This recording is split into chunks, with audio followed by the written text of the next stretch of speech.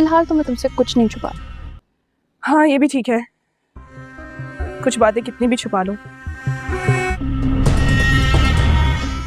लेकिन मेरा नहीं ख्याल कि मुझे तुम्हें कुछ भी बताने की जरूरत है। लेकिन वो कभी छुपी नहीं रहती। मैं आज तुम्हें बिना बताए सरप्राइज देना चाहता था।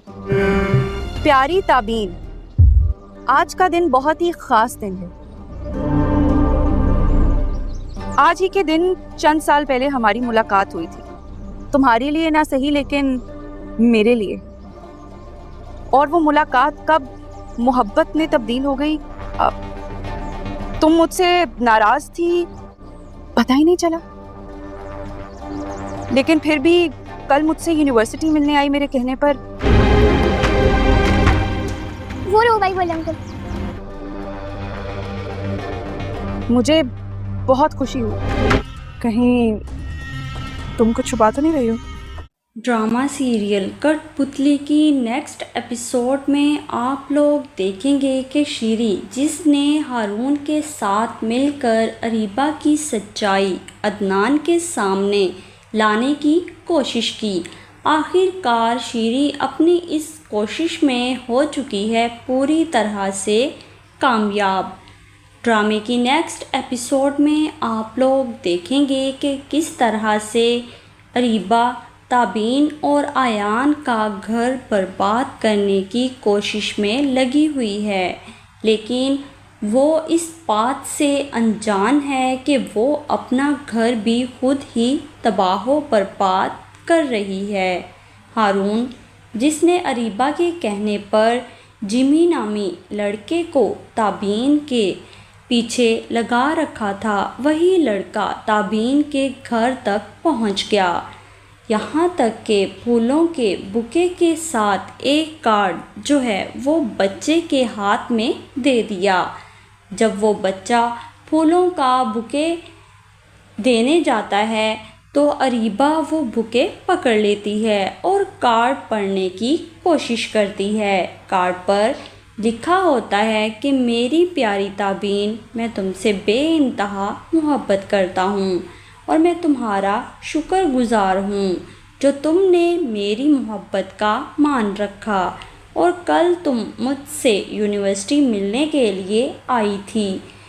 इस बात का ज़िक्र अभी होता ही है कि आयान घर से बाहर जाता है ये देखने के लिए कि आखिरकार कौन लड़का है जिसने ये फूलों का बुके और कार्ड ताबीन के लिए भिजवाए हैं। जैसे ही वो जिमी को देखता है तो जिमी आयान को देखकर भाग जाता है। आयान घर के अंदर आता है तो वही उसकी बात अरीबा से होती है। अरीबा पूछती है कि आखिरकार कौन था वो लड़का। आयान कहता है कि मैंने उस लड़के को कल ताबीन के साथ यूनिवर्सिटी में देखा था। लेकिन वहीं पर आयान की वालदा जुलेखा आयान को रोक देती है और कहती है कि तुम बेफिक्र हो जाओ, इस सच्चाई का पता मैं खुद मालूम करूँगी कि आखिरकार वो लड़का कौन था और उसने ऐसी हरकत क्यों की। अरीबा, जो कि दिल ही दिल में बहुत खुश हो रही होती है और कहती है कि फुफ्फो आप जो मर्ज़ी कर लें, लेकिन ताबीन और आयान को तो मैं जुदा करके ही रहूँगी और ये मेरी पूरी प्लानिंग कामयाब होकर ही रहेगी।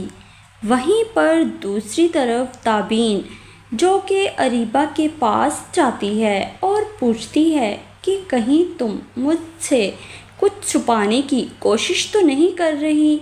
अरीबा जब ताबीन से कहती है कि अगर मैं कुछ छुपाने की कोशिश भी कर रही हूँ तो तुम्हें इससे क्या मतलब।